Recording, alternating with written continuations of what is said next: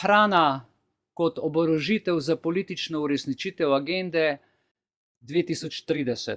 Že leta 1973 je pred nekaj dnevi Henry Kissinger definiral hrano kot učinkovito orožje sodobnega sveta. Najbrž poznate njegov rek: kdor ima nadzor nad nafto, ima nadzor nad državami. Kdor ima nadzor nad hrano, ima nadzor nad ljudmi.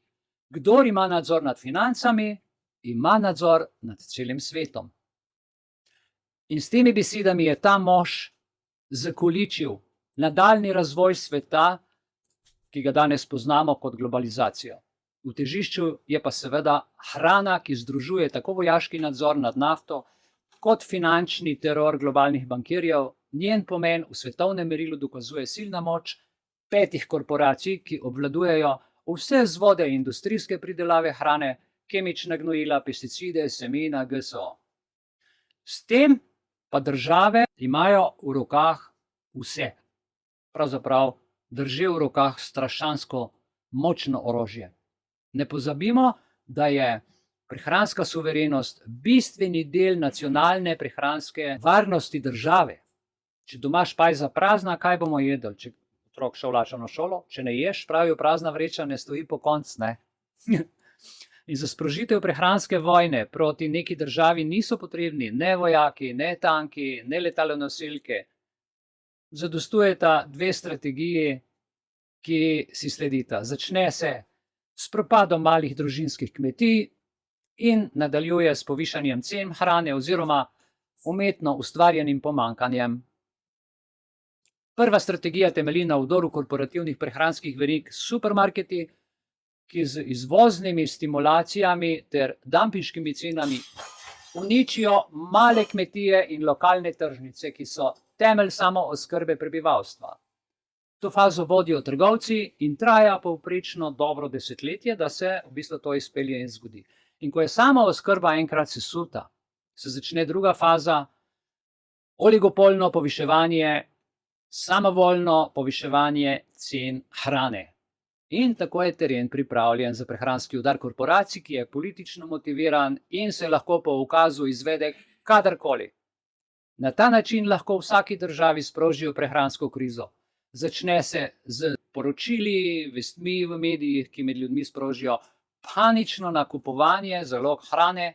Se spomnite, ne samo hrane, tudi stvari, kako smo v covidu WC papir kupovali, pa ne vem, riž, pa vse sorte. In oblast ukrepa v bistvu z racionalizacijo porabe. Potem sledi pa resnično pomanjkanje, posledično še višje cene in razcvet črnega trga, ker si ljudje potem med seboj kupujejo, ne, prodajajo. Kaj se zgodi naprej? Zaradi pomanjkanja pride do demonstracij ljudstva, ki lahko hitro odplaknejo kompletno oblast. Tak scenarij umetno povzročene prehranske krize v Egiptu je sprožil recimo tako imenovana arabska pomlad. No in kaj se potem začne dogajati? Propad kmetov. Ob iskanju vzrokov za pomanjkanje hrane v posameznih predelih sveta se moramo najprej izogniti uradnim izgovorom na klimatske spremembe in ujme, ovire svetovni trgovini, pomanjkanje agrokemičnih pripravkov in semen ali prepovedi GSO, gensko spremenjenim organizmom. Nedavna podražitev hrane v EU ni bila posledica ukrajinske vojne, kakor to za pomanjkanje drugih evropskih živil, na primer, ni krivo kitajsko povpraševanje, niti kaj drugega. Veste kaj, v igri so terminski posli na borzah. Finančniki to urejujejo. Velik delež tveganj v prehranski varnosti držav prispevajo tudi prostotrgovinski sporazumi, kot so, se jih poznate, CETA, TIP, TISA in druge. Če se spominjate, kaj se je zgodilo v Mehiki leta 1994, skupaj s Kanado in ZDA, ko je bil podpisan sporazum za nafto. Meni je bilo to ime takrat, se spomnim, tako smešno ime za pogodbo nafta, ok. No in o tem piše profesor Peter Rosset z Univerze v Michiganu. Takole je zapisal, kaj se je zgodilo po podpisu te pogodbe. V 10 letih je propadlo 6,2 milijona kmetij. Podeželje je izgubilo četrtino prebivalstva, ki se je nagnetlo v mestih. Kupna moč ljudi je padla na tretjino, tiste pred 20 leti. Izbruhnila je tako imenovana tortilska kriza, tudi za tortiljo niso imeli denarja. Saj je cena te vsakodnevne hrane Mehičanov v letu 2007 narasla za 300%. Krizo je zakuhala ameriška korporacija Cargill, ki je najprej pokupila večino mehiške koruze, potem pa dvignila cene do neba. In Roset, se pravi ta avtor, dalje piše o Braziliji, kjer je v 20 letih propadlo 30 milijonov kmetov in napolnilo velemesta do konca. Ljudje so se začeli gnesti v mestih. Kaj se potem dogaja? Najprej trend uničevanja brazilskega podeželja, ki se nadaljuje in vsak dan po statistiki od takrat naprej izgublja zemljo 200.000 družin. V tretjem svetu se prazni prostor za kmetovanje, ki ga potem zasedejo korporacije. Zaradi požrešnosti in zaradi, se ve. Recimo podjetje ne proizvaja zgolj avtomobilov, kakor smo navajeni, pa motorjev, ampak si prisvaja tudi kmetijska zemljišča. O tem malo ljudi ve. Trenutno je lastnik površin v izmeri Nemčije. Kitajska se je trenutno usidrala v Afriki, kjer nenehno potekajo medetični in verski spopadi, pred katerimi se ljudje zatekajo v begunska taborišča. Kitajci medtem kupujejo izpraznjen prostor. Vendar tudi zahodni svet doživlja podobno usodo, le da so mehanizmi usmerjeni bolj v finančno naravo.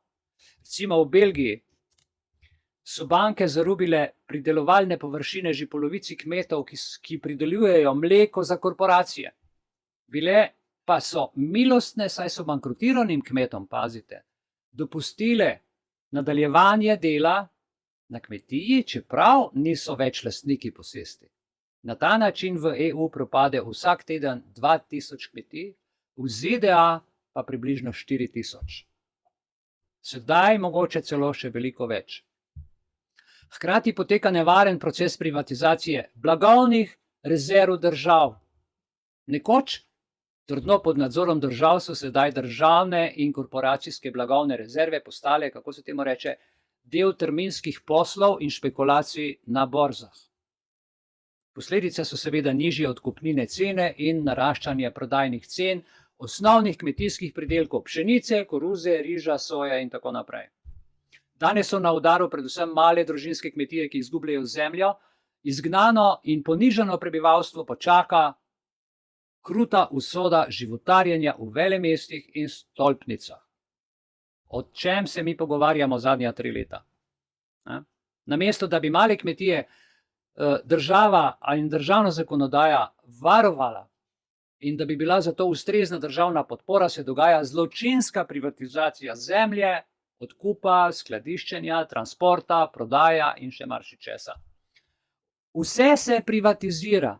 In ker so privatizirane tudi banke, te ne kreditirajo več malih kmetov in že vedo zakaj. Tudi v EU se dogaja ta nezaslišani proces uničevanja malih kmetij, saj 80% subvencij poberejo velike kmetije, ki predstavljajo samo 20% vseh kmetij. In zdaj, če gremo naprej in se ustavimo na našem začetnem stavku, vojno za hrano vodijo korporacije. To se pravi, pogled v zakulisje izza vsega tega dogajanja globalnega odra nam daje presenetljiv pogled, ki že brez politično motiviranih intervencij s hrano, procesov privatizacije in borznih špekulacij napovedujejo globalno prehransko krizo. Kot končni arbiter se bo izkazala narava, saj zemlja umira zaradi strupov. Sir John Biddington iz Oxford Martin School je že leta 2015 pisal o populacijski eksploziji, ki naj bi leta 2025 prinesla dodatno milijardo ust, predvsem v Afriki in Aziji, ob dejstvu, da je že 23% obdelovalnih površin degradiranih. Že sedaj 1,3 milijarde ljudi zasluži manj kot 1,25 dolarja na dan, ob tem, da je bilo leta 2008 29% celotne svetovne populacije podhranjene, 35% populacije pa predebele. Profesor Pinstrup Andersen iz univerze Cornell opozarja, da že od 75% padca odkupnih cen v krizi, recimo v času 1974 pa do 2000, vse bolj upadajo tudi investicije, to se pravi od leta 2000, vse bolj upadajo investicije v kmetijstvo in razvoj v podeželje. Če pa že investirajo, investirajo pa tako, da kmetov vse poberejo. Kmetijstvo je za bankirje premalo donosna dejavnost. Bankirji sicer lahko tiskajo denar, problem pa je v tem, da ne morejo tiskati hrane in tega se ne zavedajo, ker mislijo, da z denarjem lahko kupijo vse. Ne morejo. Revni so zato že v tistem času odmerili 40 do 60% vseh dohodkov, zato so kupovali najcenejša živila zaradi krize. In glejte, to se dramatično odraža na njihovem zdravstvenem stanju in zdaj tudi v Sloveniji na našem. Prej omenjeno vojno za hrano vodijo pa korporacije, pri tem uporabljajo pa vse mogoče prevare in laži, od korupcije, lobiranja in nasilja do državnih prevratov, umorov, pobojev, vse, kar se spomnijo. Vse jim je omogočeno. Zdaj, moje vprašanje vam, dragi prijatelji, dragi člani in vsi, ki nas boste gledali kasneje oziroma nas gledate zdaj, kaj lahko storimo mi ljudje? Jaz mislim, da se moramo najprej zavedati, da dajemo moč tistemu, od katerega smo odvisni. Naslednji korak je samoobramba. Skrb za lastno zdravje in lastno hrano pa je najboljša samoobramba. To je to, kar smo danes v uvodnem enournem filmu gledali in bo potem tudi ga boste lahko na Ramblu si pogledali kasneje. In kaotično stanje, dramatične posledice globalnega prehranskega sistema sprožajo v ljudeh nemir, podoben tistemu, ki običajno spremlja kršenje starosvetnih tabujev.